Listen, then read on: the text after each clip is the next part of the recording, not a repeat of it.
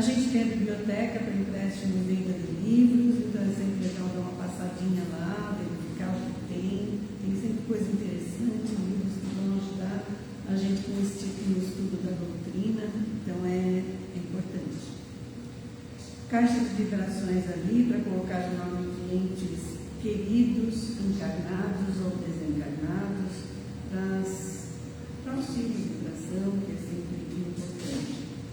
A caixa também serve, tem a caixinha de sugestão, onde vocês podem sugerir temas para as palestras, ou sugestões que possam ainda melhorar a organização aqui da casa.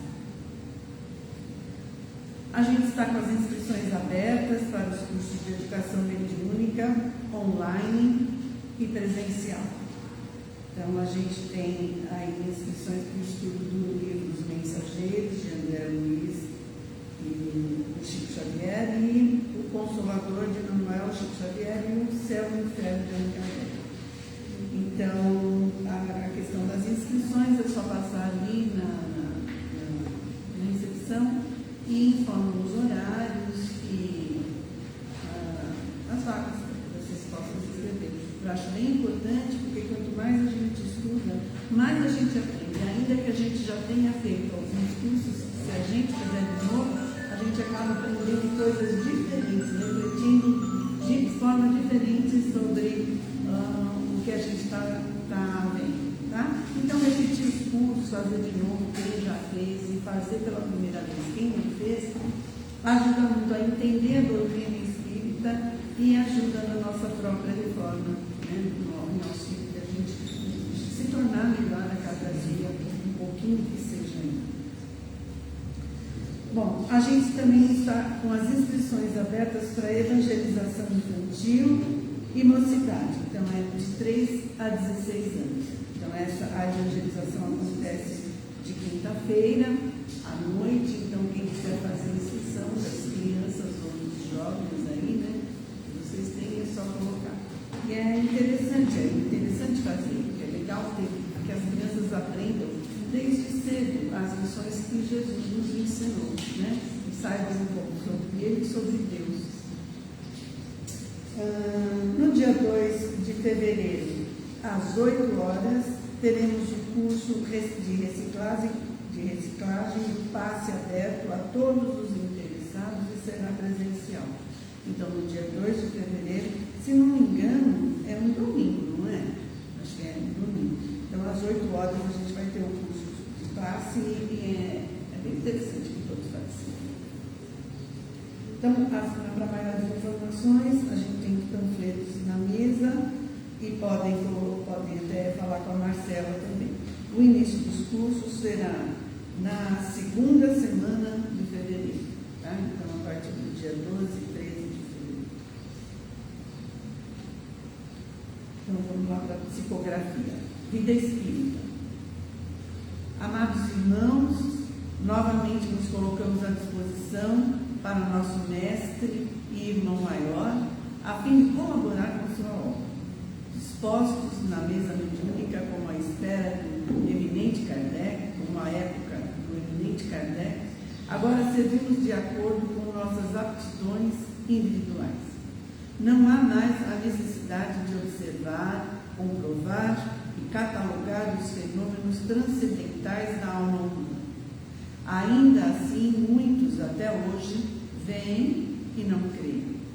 A crença não é objetiva, ela é subjetiva, posto que muitos não se rendem às evidências das intervenções do mundo extracorpóreo sobre o mundo corporal.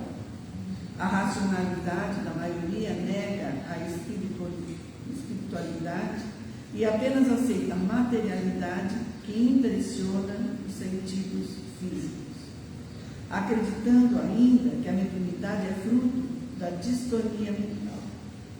Logo, não é a inteligência brilhante que conduz à lógica.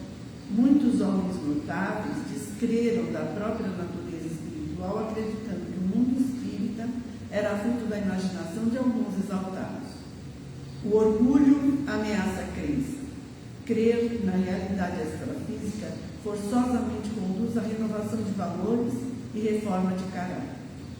Então o homem se sente ameaçado de sua aparente inconsequência, preferindo passar despreocupado por sua vida corporal.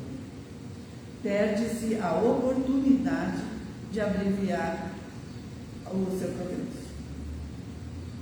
A reencarnação nos ambienta no mundo de vicissitudes, onde nos deparamos com nossas fraquezas, tendências e erros.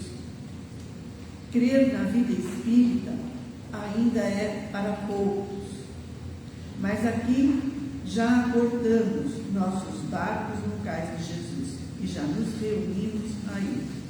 Os obreiros do Senhor guardam consigo o ânimo forte, a persistência e a fé na vida futura, sem gastar seus dias com fatuidades que passam, sem a substância que estimula o crescimento. Não voltemos nosso olhar, se não for apenas para socorrer os que ficaram, porque não é mais direito retornar à animalidade, mas sim, com firmeza e esperança, seguir sempre adiante no caminho que os anjos já nos traçaram. Então, a mensagem psicografada aqui pela médium Elaine, em 12 de outubro de 2024.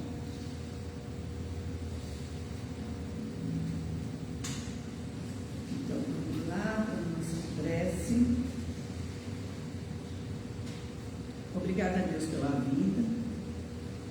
Obrigada, Mestre Jesus, por estar presente nesse momento junto a nós.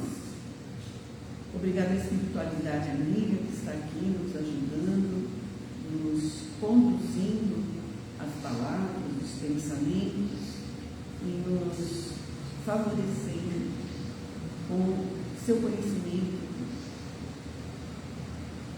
e o amor de Deus. Pedimos que envolva o nosso irmão Estevão, para que ele possa falar de acordo com todos nós estamos neste momento precisando ouvir para aprender e conduzir melhor as nossas vidas. Que assim seja, graças a Deus.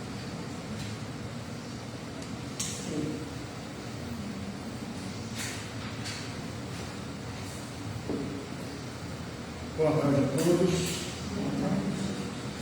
Estejamos todos em comunhão de pensamentos no estudo dessa tarde. Nunca é demais repetir, eu já disse isso em outras ocasiões, essa casa, se ela não me fez ser um ser melhor como poderia ter sido, pelo menos ela me fez, ao longo de todos esses anos que eu frequento aqui, me fez suportar com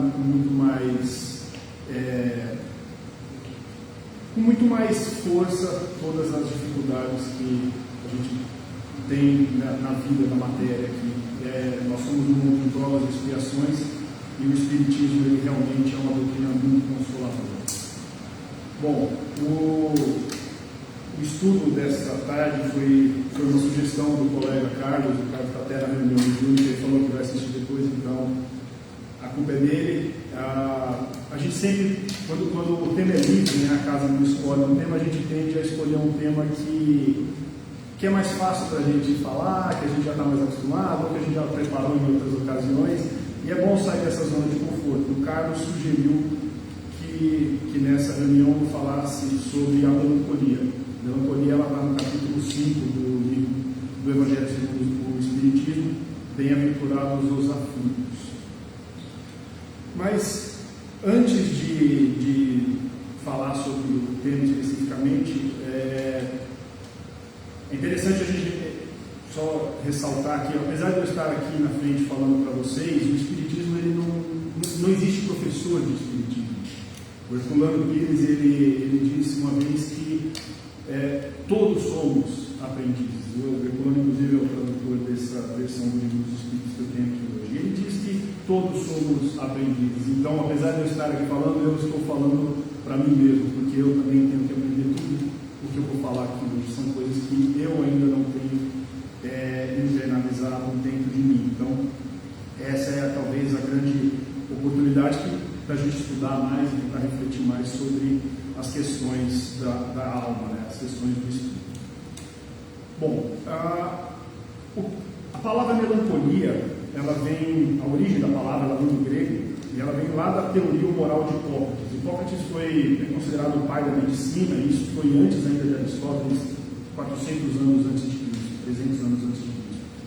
E essa teoria ela foi aprofundada por Galeno, e o que Hipócrates dizia? Que o nosso humor, o nosso ser, ele era ditado por 4 fluidos corporais que nós temos. Então seria sangue, coração, então estaria mais relacionado àqueles seres populares, ou seja, a nossa relação com os outros seres. A fleuma, que seria relacionado ao sistema respiratório, então estaria mais relacionado à serenidade, então os seres mais serenos, eles têm a fleuma mais equilibrada. A bilis amarela está relacionada ao fígado, que seriam os seres coléricos. E por fim, a bilis negra. A bilis negra ela está relacionada ao baço e ela ditaria ali aqueles seres melancólicos, aqueles seres mais introspectivos, aqueles seres mais soturnos. Então a palavra melancolia ela vem do grego e significa bilis negra. E então nessa teoria, por essa teoria ainda ali nos primórdios ali da sociedade ocidental, o nosso humor, a nossa conduta diária, ela estaria relacionada a fatores físicos do nosso corpo. E quando houvesse algum desarranjo entre esses 4 humores, nós teríamos algum tipo de desajuste na nossa conduta diária. Então, o que Hipócrates entendia era que se nós trabalhássemos para que esses 4 fluidos estivessem equilibrados, nós teríamos uma vida mais plena.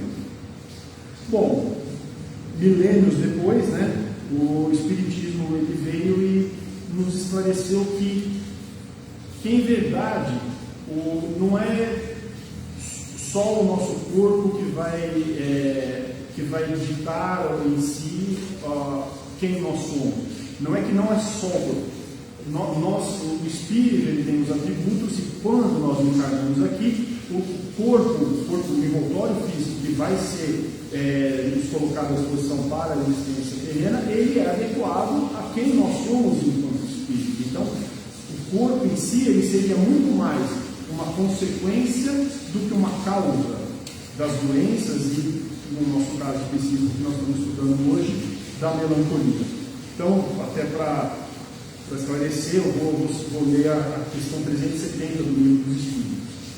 Pode-se induzir da influência dos órgãos uma relação entre o desenvolvimento dos órgãos cerebrais e o das faculdades morais e intelectuais? E a resposta dos Espíritos foi: não confundais o efeito com a causa. O Espírito tem sempre as faculdades que lhe são próprias. Assim, não são os órgãos que lhe dão as faculdades, mas as faculdades que impulsionam o desenvolvimento dos órgãos. E na pergunta 372A, é perguntar: então não é exato dizer que os órgãos não exercem influência sobre as faculdades? E a resposta foi: jamais dissemos que os órgãos não exercem influência. Eles a exercem e muito grande sobre a manifestação das faculdades, mas não produzem as faculdades. Essa é a diferença. Um bom músico com um mau instrumento não fará boa música, o que não impede de ser um bom músico. Então, o que eles estão dizendo é o seguinte: o nosso corpo ele exerce influência, sim, sobre a manifestação do nosso espírito enquanto encarnado. Então, dito isso, é importante a gente ressaltar o seguinte: todas as causas, as enfermidades que nós temos no campo psíquico, elas não podem ser tratadas somente pensando no lado espiritual. Nós temos hoje uma medicina muito mais avançada, muito mais moderna, e é importante sim buscar coisa terapêutica humana, mas a causa dos males que nós temos, ela vem na verdade do nosso espírito. Então nós temos que fazer um trabalho conjunto, digamos assim, tratar do corpo, mas também tratar do espírito. Porque Se fosse só também a gente pensar, é só o nosso corpo que dita o nosso humor, ou quem nós somos, ou como nós agimos no nosso relacionamento diário, onde que estaria a nossa responsabilidade enquanto espíritos? É só eu botar a culpa no meu corpo, que eu nasci assim, eu tenho uma disfunção neuronal, algum tipo de desarranjo que faz eu sentir essa tristeza, essa melancolia, ou até desenvolver de repente um quadro depressivo. Mas não é só isso. Nós também temos a nossa causa espiritual. Um espírito perfeito e um corpo imperfeito, ele não estaria sofrendo a mesma disciplina. Então a gente tem que sempre tentar buscar esse equilíbrio. Mas o que nós vamos falar aqui hoje é especificamente sobre a melancolia, sobre a ótica do Espiritismo. E quem traz a palavra no Evangelho é François de Genève. E ele começa assim, ele começa na verdade definindo o que é a melancolia. Sabeis porque uma vaga tristeza se apodera por vezes dos vossos corações e vos faz achar a vida tão amarga? Então a melancolia, o que seria? Ela é uma vaga tristeza, é uma tristeza que a gente não consegue identificar qual é o motivo, a gente simplesmente sente ela. Quando é uma tristeza que vem por algum fato muito, uma prova muito difícil da vida, a gente sabe, a gente consegue atribuir, falar, não, eu estou triste, eu estou sofrendo por causa deste fato, deste acontecimento. Mas e quando a gente não encontra? Quando a gente acorda de manhã, foi dormir bem, e de repente a gente acorda e a gente fala, pô, não tenho vontade de sair da cama, não consigo encontrar um propósito, um motivo ou algo, e aquilo vai tomando conta da gente. Às vezes toma conta durante o dia, às vezes toma conta durante a semana, e se a gente deixar, pode tomar conta durante anos, ou até mesmo uma vida inteira. Nos levar, inclusive, para quadros mais complicados, que seria um quadro depressivo. Então, entender o que é a melancolia, como ela nos afeta e qual é a causa dela, é importante para que a gente consiga, de alguma forma, tirar ela o mais rápido possível do nosso cotidiano, do nosso dia a dia. Afinal de contas, esse é o propósito do Espiritismo, é o autoconhecimento, é a reforma íntima para que nós possamos evoluir enquanto espíritos. E aí ele continua, a resposta à pergunta é o vosso espírito que aspira à felicidade e à liberdade, e que preso ao corpo que lhe serve de prisão, se extenua em vãos esforços para dele sair. Então o que ele explica para a gente é que a melancolia, ela é na verdade como se fosse um cansaço do espírito da vida da matéria. Porque a gente sempre pensa assim, os mortos estão lá, nós estamos vivos aqui. Mas quando a gente começa a entender o Espiritismo, entender a mecânica da vida, na verdade a gente percebe que aqui é que está efetivamente a morte, e lá é que está a vida. Então, a gente sempre, quem está encarnado não quer desencarnar, né? A gente morre de medo da morte, mas quem está lá também não quer encarnar, porque a gente sabe o quanto é difícil viver na vida da matéria. E aí, nós, enquanto espíritos, nós temos dentro de nós as leis morais, e uma das leis morais é a própria lei de progresso. A lei de progresso, ela diz o quê? Que nós iremos evoluir até alcançar a felicidade suprema, que é quando toda a nossa consciência ela estiver alinhada com a consciência divina. Então, esse seria o propósito da vida, esse é o nosso espírito, nós enquanto espíritos sabemos disso, mas o nosso espírito desanima, ele de alguma forma ele quer, ele anseia sair dessa vida da matéria. E aí, qual seria efetivamente a causa? O que seria o gatilho para esse estado melancólico? Aí numa pergunta mais para frente do livro dos Espíritos, a pergunta 943, foi perguntado: de onde vem o desgosto pela vida que se apodera de alguns indivíduos sem motivos plausíveis? E a resposta dos Espíritos foram 3 motivos. E a gente vai discorrer um pouco sobre cada um deles. O primeiro deles seria a saciedade. Então, nós aqui, enquanto espíritos encarnados, em algum momento nós nos deixamos levar mais pelos prazeres da matéria, pelos gozos terrenos. De certa forma, se a gente perguntar para a maior parte das pessoas, inclusive nós aqui, já um pouco talvez mais preocupados com entender como funciona o mundo, mas se nós perguntássemos para qualquer pessoa quais são os objetivos, qual é a meta de vida, qual é o propósito dela, a maior parte de nós vai responder: eu pretendo comprar uma casa, eu pretendo ter o meu lar, eu pretendo um carro novo, eu pretendo sempre, de alguma forma, questões relacionadas à matéria. Dificilmente nós nos preocupamos em quem nós queremos ser. Quando eu for desencarnar, quem eu gostaria de ser? A maior parte de nós pensa só na questão material. E essa saciedade material, ela não supre o nosso espírito.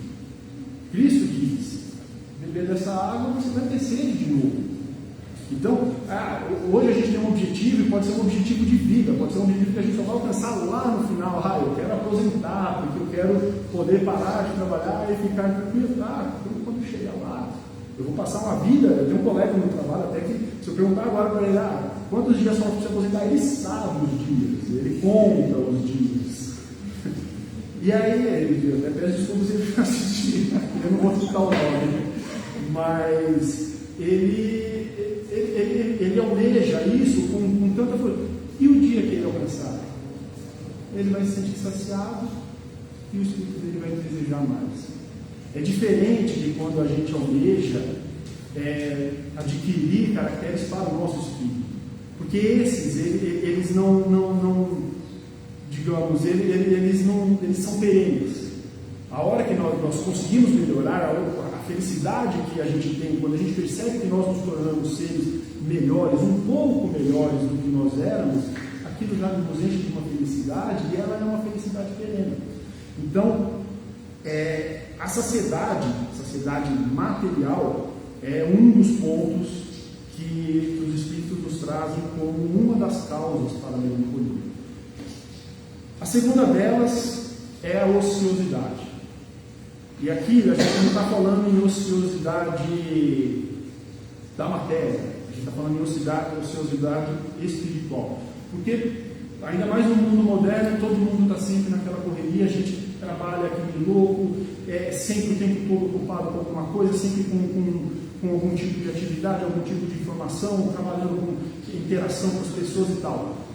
Mas muitas vezes a gente faz isso de forma mecânica. A gente acorda de manhã, a gente faz todas as nossas atividades e de forma automática, sem colocar o nosso espírito, sem colocar a nossa força de vontade, sem colocar de fato a vontade de fazer o melhor possível, não em termos de mas de ser melhor, de fazer o melhor para quem está à nossa volta em qualquer uma das nossas atividades diárias.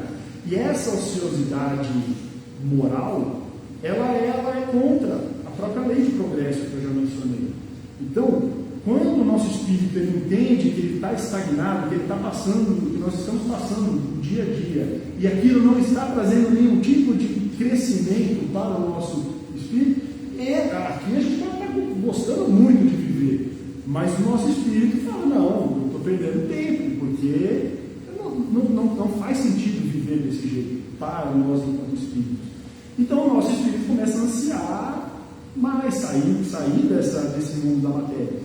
Então, essa ociosidade espiritual, ela é um ponto que a gente tem que se preocupar, assim, quando nós nos sentirmos melancólicos, a gente tem que se perguntar, olhar, fazer como diz Santo Agostinho, refletir no nosso dia a dia e ver se de fato nós estamos colocando o nosso coração, se nós estamos colocando as potências da nossa alma no nosso dia a dia, no nosso cotidiano. E a terceiro ponto que os Espíritos trazem nessa questão 943 é a falta de fé. Quando a gente entende como funciona o mecanismo da vida, quando a gente entende, quando a gente aceita, quando a gente internaliza o motivo de estarmos encarnados aqui, de certa forma, a gente já não tem mais muito espaço para nos sentirmos melancólicos, porque a gente entende que nós temos um propósito. Deus tem um propósito para cada um de nós. Por mais que a gente pense, não, mas a minha existência, sabe, eu não faço diferença no mundo. Cada um de nós aqui faz diferença na criação como um todo. Deus nos coloca aqui, não só para o nosso próprio engrandecimento pessoal, que a gente pode estar deixando relegado pela ociosidade, como eu já mencionei, mas existe um propósito para cada um de nós no progresso do globo, no progresso coletivo. E a gente tem que pensar nisso. As pequenas ações, eu estou aqui falando com vocês, pode parecer bobagem, mas às vezes um pensamento que desencadeia em um de vocês vão levar isso para casa de vocês e vai reverberar. O meu trabalho parece um trabalho inútil. Não existe um trabalho inútil. Tudo na criação tem um propósito. E a gente tem que entender que depois que nós estivermos nessa encarnação, o mundo não vai ser mais o mesmo. De alguma forma nós mudamos mais diretamente aqui no nosso entorno, mas isso se espalha. Então é um trabalho pela obra de Deus. Então amar a Deus acima de todas as coisas, sobre o nosso entendimento, de certa forma afasta essa sensação, essa melancolia, esse desânimo pela vida que às vezes a gente tem. E por mais que pense, mas eu estou talvez passando por isso porque eu sou um espírito ainda com muito a evoluir. Quando eu estava estudando, eu li que Chico Xavier disse uma vez que quando ele acordava melancólico, uma hora eu falava: para o que você estiver fazendo, vai para uma região, nas casas das pessoas realmente humildes e tal, e passa o dia lá. E Chico falava que ele ia, e quando ele voltava, ele sentia vergonha dele mesmo, por ter acordado se sentindo melancólico. Então a gente vê, falando de Chico Xavier, então, na resposta aqui do François de Geneve, ele continua o seguinte: que essas aspirações para uma vida melhor, elas são inatas no espírito de todos os homens. Todos nós sentimos melancolia em algum momento da vida. O que a gente tem que fazer é trabalhar, entender as causas, observar essas 3 causas que sejam: a ociosidade, a falta de fé, a saciedade. Em alguma delas, provavelmente, nós estamos deslizando. A gente está deixando de observar algum desses 3 pontos e trabalhar, ou que seja mentalmente, que seja orar, que seja elevar nosso pensamento em prece, que seja pedir ajuda aos nossos espíritos protetores e saber reconhecer de que aquele sentimento ele não é um sentimento que nós devemos aceitar, que nós devemos manter dentro de nós. Por quê? Porque esse sentimento, na continuidade aqui ele fala, esse sentimento ele enfraquece a nossa vontade. E a nossa vontade, como diz Leon Denis no livro do Programa do Ser do Destino da Dor, ela é a primeira das nossas potências da alma. É a partir da vontade que a gente direciona para onde a gente quer. É isso, de certa forma, é a nossa vontade que nos diferencia dos animais. Que a gente consegue colocar a nossa vontade no destino de onde a gente quer ir. Então, ele até menciona que as paixões, elas funcionam como um vento. Então, a gente é motivado pelas paixões, mas a vontade, ela é o leme do barco, é ela que vai direcionar. Então, a gente vai motivado pelas paixões, vai seguindo as paixões, mas é a vontade que vai guiando. A partir do momento que a nossa vontade está enfraquecida, o que nós viramos? A gente vira uma nau desgovernada. Ao sabor dos ventos, então, vêm as paixões, elas vêm e nos arrebatam, e a gente não sabe para onde a gente está indo. Então a nossa vontade ela tem que estar firme, e essa vontade ela é enfraquecida pela melancolia. Então daí a importância da gente não deixar, não sucumbir a esse estado melancólico quando ele nos atinge. Bom, a continuidade aqui da resposta do François de Geneve, ele diz o seguinte: então, Essas aspirações para uma vida melhor são inatas no espírito de todos os homens, mas não as procureis neste mundo. E atualmente, quando Deus vos envia seus espíritos para vos instruírem sobre a felicidade que vos reserva, esperai pacientemente o anjo da libertação, que deve vos ajudar a romper os laços que mantêm cativo o vosso espírito. Então, o que ele está nos dizendo é o seguinte: às vezes a gente anseia por felicidade, mas esse aqui não é um mundo de felicidade, esse aqui é um mundo de provas e expiações. Nós vamos ter felicidade sim, mas a nossa felicidade aqui ela é uma felicidade efêmera, é uma felicidade que ela não vai durar. A verdadeira felicidade nós vamos alcançar no curso das nossas existências, quando a gente observa o infinito que nós temos diante de nós. Aí sim a gente consegue enxergar o que vai ser a nossa felicidade. Então, às vezes, o que é uma existência de provas, de expiações, uma existência de sofrimentos mais pesados para o nosso espírito? Quando a gente olha de cima isso, quando a gente olha todo esse infinito, esses problemas eles ficam pequenos. Eles até brincam, né? Quando você olha a Terra do espaço, o Himalaia é plano. Então, a maior das montanhas, quando você olha de cima, ela fica pequena, ela fica plana, ela deixa de existir. É assim também os problemas que nós temos na nossa vida. E aí ele continua: lembrai-vos de que tendes a cumprir durante vossa prova na terra uma missão de que não suspeitais, seja vos devotando à vossa família, seja cumprindo os diversos deveres que Deus vos confiou. Então, mais uma vez, a gente lembrar que existe um plano maior, existe um objetivo, muitas vezes que foi aceito por nós mesmos antes de encarnar.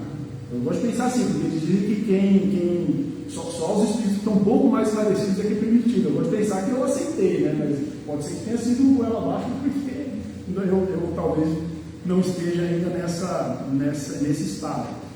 Mas ele continua: e se no curso dessa prova e desempenhando vossas tarefas, vedes os cuidados, as inquietações, os desgostos precipitarem-se sobre vós, sede fortes e corajosos para os suportar. Afrontai-os francamente. Eles são de curta duração e devem vos conduzir para perto dos amigos que chorais, que se regozijarão com a vossa chegada entre eles e vos estenderão os braços para vos conduzir a um lugar onde os desgostos da terra não têm acesso. Então, você vê que ele mesmo já alerta que mesmo esse período dessa breve tristeza que a gente sente quando a gente tem melancolia, ele é de curta duração, desde que nós não alimentemos. O risco está em aceitar, achar que isso é o normal, que a minha vida é assim mesmo, por isso então eu aceito que seja dessa forma. Não. A partir do momento que a gente desperta e entende que nós estou no estado melancólico, nós temos que trabalhar ativamente para eliminar esses pensamentos. Como? O dia a dia é um campo fértil para isso. Em qualquer ocasião do nosso dia a dia, a gente consegue trabalhar pelo Cristo, trabalhar no Evangelho do Cristo, que seja com uma palavra, com um amigo, que seja às vezes freando um sentimento negativo que a gente poderia ter em alguma situação da vida. Só de fazer isso, só de tentar colocar essa vontade no esforço de ser um pouco melhor, isso de certa forma já tende a afastar esse sentimento melancólico que às vezes nós vamos sentir e que vai continuar ainda permeando a nossa vida enquanto nós ainda estivermos num estágio evolutivo um pouco mais materializado. Agradeço a atenção de vocês e tenham todos uma excelente tarde. Obrigado.